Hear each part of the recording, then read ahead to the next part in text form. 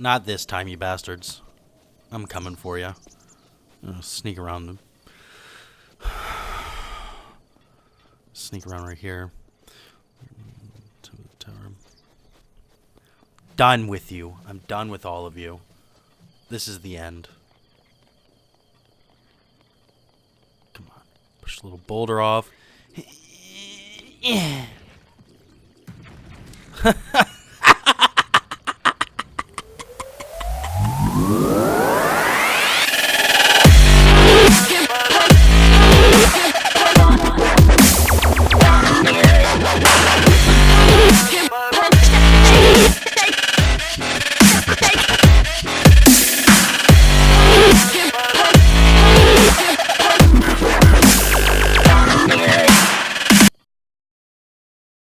What's up, everybody? My Survive here, dishing out some hot heat, some fire for your oculars.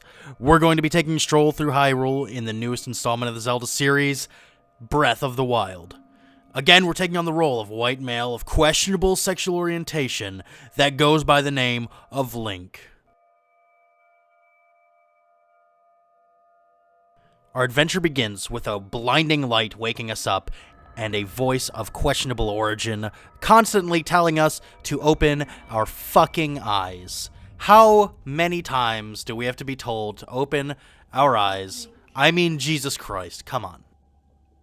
The scene then fades in, and our hero is found taking a bubble bath in a weird technological contraption bath thing.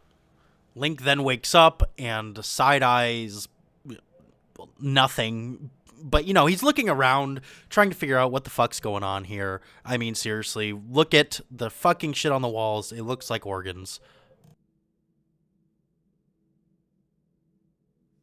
After we ever so carefully and diligently step out of our bath, we take a look around the room, see the weird fog and technological marvels, and see a pedestal. Naturally, we have to go to this pedestal because there's nothing else in this goddamn room that tells us what the hell's going on.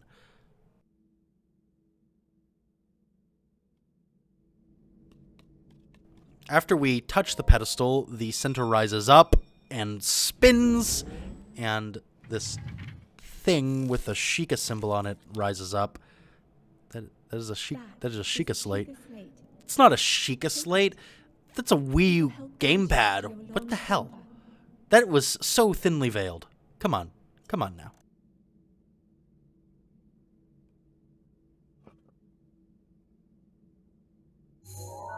Look, even Link's like, what the hell is this?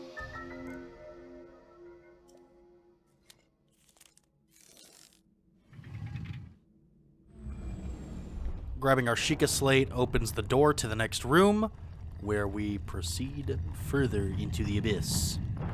There's a couple chests.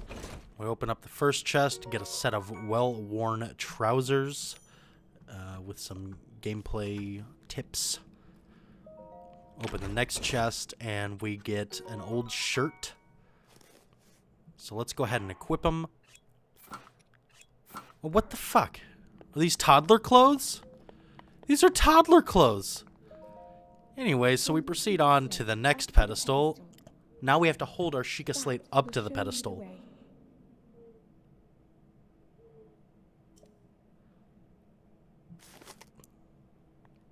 Once we scan the RFID tag, we see that it's authenticating, and the next door opens.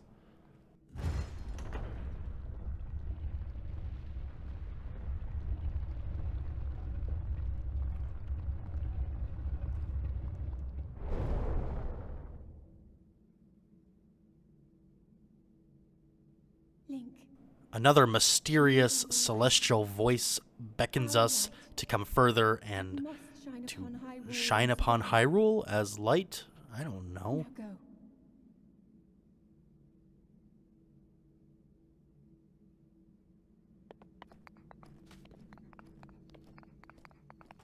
Now, this is one of my favorite cutscenes of any Zelda game of all time. It is probably the most beautiful scene in any video game in history. I absolutely love this completely and 100%.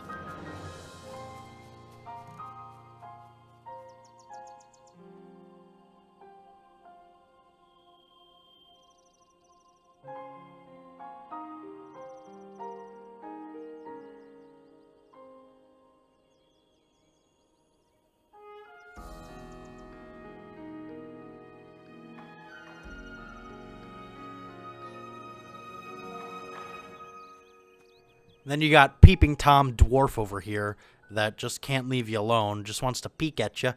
So obviously that's where we're going to go next. There's a few things laying around that you can pick up. You got some tree branches and some psilocybin that you can pick up sitting on the cliff walls around the trees.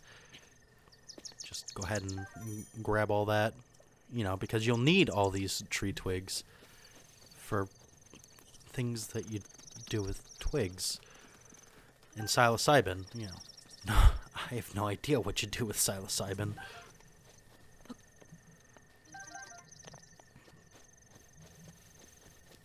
And then if you've got mental disorders like I do, you can push this boulder and watch the physics engine at work.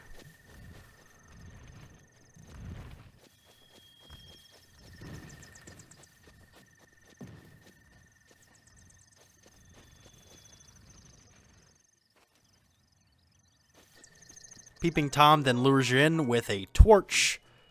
Then, of course, when you grab the torch, he speaks to you like a homeless man sitting out of a 7-Eleven. And he proceeds to talk to you like you're a fucking idiot. You can swing the torch, or you can use it to light fires, in case you didn't know, young lad. I don't really like this guy. He looks like he smells funny, and he's homeless, and he looks funny. But on the other hand, he does show you this really, really beautiful scene of the Temple of Time, which actually looks a lot like the Temple of Time from Ocarina of Time. By the way, one of my favorite games of all time. And then to add to the douchebaggery of this guy, you pick up a baked apple just lying on the ground that he obviously has no interest in, and he proceeds to yell at you for picking up an apple. And then he tells you that he's pulling your leg. There's only one type of person that says that they're pulling your leg, and that's douchebags. If you go down a little bit past where he is, there's a woodcutter's axe sitting on a tree stump. You can pick that up. Highly recommend, since a twig really isn't going to do a whole lot in terms of self-defense. Continue down the hill, and you will encounter the first enemy, which is a ball of jello that is living. Go ahead and quickly dispatch of your foe, and proceed on the way to the Temple of Time. You will soon encounter another enemy, and be rudely interrupted by our celestial voice again. And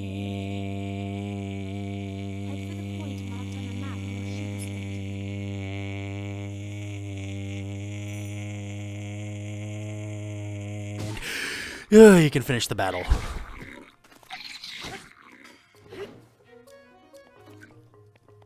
If you're feeling frisky, you can even add in some style points for flair. Once you take care of that first bokoblin, you can go over the next ridge and you'll see an encampment of bokoblin. One of the very cool things about Breath of the Wild is that there are so many different ways to dispatch of enemies. So for this one, what I'm going to do is I'm going to sneak around the left side, get to that tower in the back, and push the boulder off. And it will detonate the explosive crates that are down there, and that'll take care of the entire camp. This is not something exclusive only for this fight either. This is something that is a common core element of the game. You can actually kill enemies in many different ways. You don't always have to approach a situation head on. Here's another situation where fighting head on may not be best practice. To the left, around the tower that you just pushed the boulder off of, there's a hilltop with two bokoblins on top. What I like to do is come around the back over the top of the hill, crouch at the top, and sneak up behind and do one of the new sneak attacks on one of the bokoblin. This will take out the first bokoblin and leave you only one left to deal with. Here's a fun tip. You can knock the weapon out of the enemy's hands, let him pick it up and think he has a chance of defeating you. Knock it out of his hands again, let him pick it up again, and then kill him while he begs for his life. This is also the first area where you're going to get your first bows. There's also a bunch of arrows laying around on the ground. You'll be able to pick those up, and it's a good spot to get some arrows right at the beginning. There's an enemy a little off in the distance that should not be affected by the commotion you just caused with the other bokoblin. You can use him as some target practice, so go ahead and do that. Try to hit him in his head, you get a crit shot.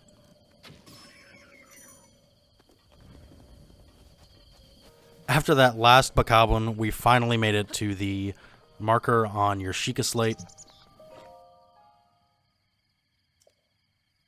Walk up to the pedestal and RFID scan your Sheikah slate onto the pedestal. Wait, no, it's chip. God damn it, Nintendo, is it chip or is it swipe? Once the Sheikah tower is activated, you get a very courteous warning about falling rocks, and then Link does some sort of Neo Matrix thing. The ground starts shaking and you realize that you've displaced more animals than the deforestation of the Amazon rainforest. This all builds up to phallic objects coming out of the ground. Cue the sexy music.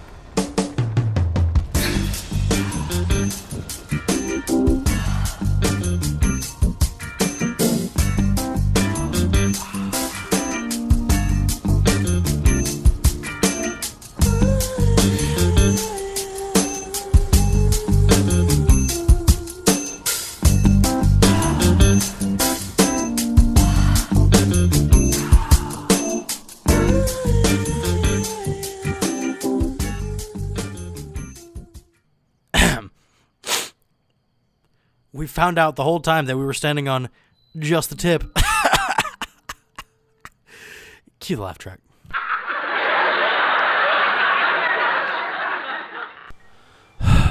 It's gotta be one of the shittiest laugh tracks I've ever heard. If that last bit wasn't arousing enough, you're then presented with a drop of ancient Sheikah juice smeared all over your tablet screen. Okay, for real. All jokes aside, these Sheikah towers actually do serve a really good purpose in the game. They're spread all throughout Hyrule, and when you activate one of them, they provide you a map of the region that you can look at on your Sheikah slate. This is really important because Hyrule is fucking massive in this game. I mean, absolutely ginormous. The mysterious voice calls out to us again, and finally, we're given the plot of the game. Basically, you, Link, have been asleep for the past 100 years.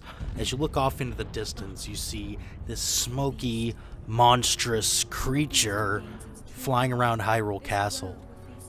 Anyone that's played any of the previous Legend of Zelda games before will immediately recognize this as Ganon. So the goal's pretty simple. Become a hero, kill Ganon, save the princess. But of course, Link doesn't have time to do his own thing, or explore the land, or figure out what's been going on for the past 100 years, because yet again, he's on a fucking time frame. Thanks, Zelda. Like, you've been good holding it in there for 100 years, and all of a sudden now, it's like, oh shit, I need help! Anyways, back to the game. So, now you've got to descend this tower that you just raised out of the ground in what is probably the most agonizing and unnecessary descent in video game history. Correct me if I'm wrong. If you misstep and fall off the side, you're dead. Immediately. No questions asked. Once you finally make it down to the base of the tower, homeless man with a kite flies in and gives you another piece of useless dialogue telling you exactly what you already know, that towers have sprouted up across the land. He then asks questions that are painfully obvious that he already knows the answers to, such as, Did anything occur while you were at the top of the tower? Did you hear a voice? Whose voice was it? Then he actually does confirm that the beast flying around Hyrule Castle is in fact Ganon. To be more specific, it is Calamity Ganon. He then builds on the plot just a little bit and lets you know that Hyrule Castle itself actually is containing Ganon.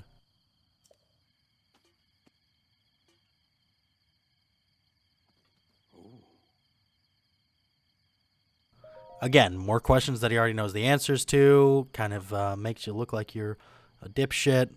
Makes you sound like you're retarded a little bit. And then he explains gravity to you, that if you jump off the walls surrounding the Great Plateau, you'll die. In his greatest moment of douchebaggery, he shows that he actually has a paraglider and that, you could use one, and that he probably doesn't have a use for one, and that you could have his as long as you become his errand boy and get him some treasure. Then in typical homeless man fashion, he offers to show you something. Probably something you don't want to see. Why do Zelda characters take so long to get anywhere? He leads you to the top of the hill and shows you a shrine where he says there is treasure.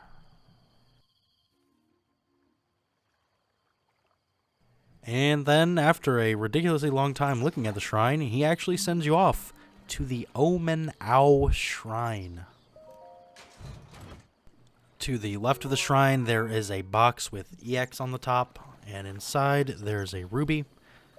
After grabbing the ruby, you can go to the pedestal and scan your RFID tag, and the temple will open up for you.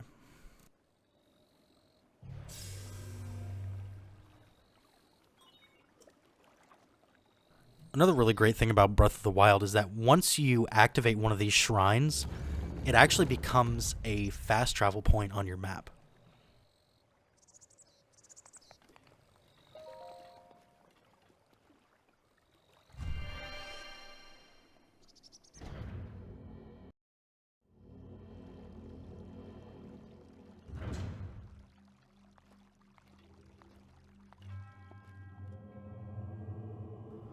Alright, so now we're inside of the shrine. This is the Trial of Magnesis.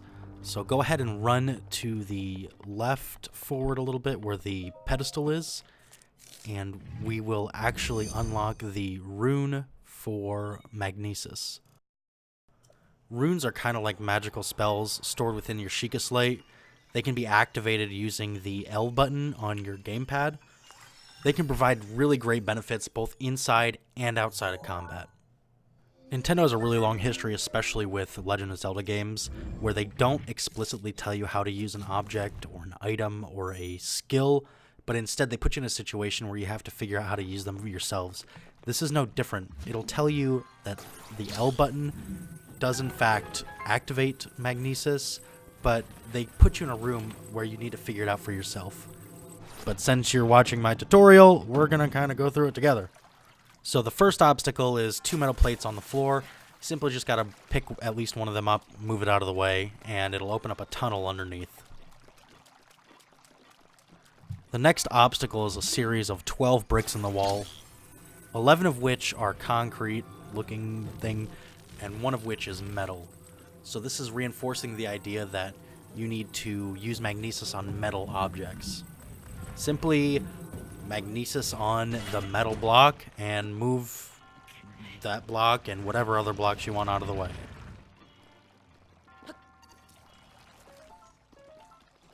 This next part shows how you can use Magnesis in a combat situation.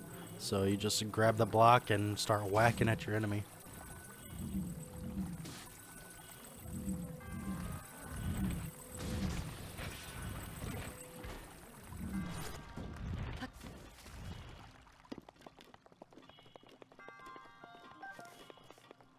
Next, we use the next metal grate on the floor as a bridge. We're going to cross it, turn around, use Magnesis, turn around again, and place it as a bridge segment to get across to the next side.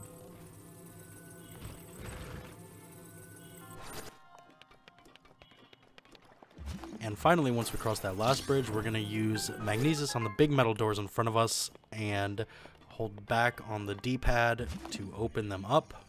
Of course, don't forget to use magnesis on your crate hidden up in the top left corner on a little shelf. Go ahead and grab that and make sure you get it.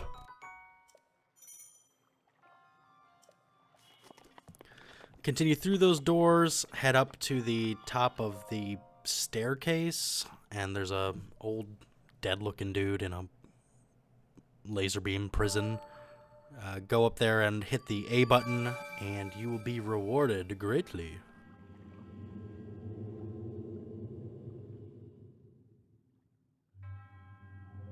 You discover that this mummified dude is actually Oman Au, the creator of the trial, the one who the shrine is named after.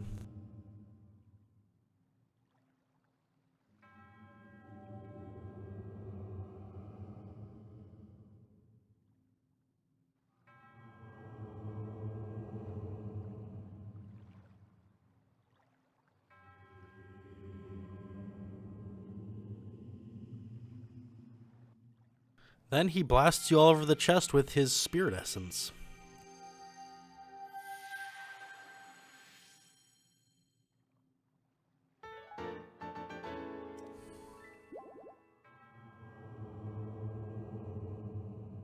That brings us to the end of the Shrine of Oman Au, which also concludes this episode. If you liked it, please like, comment, share, and subscribe. Thank you so much for watching. Peace.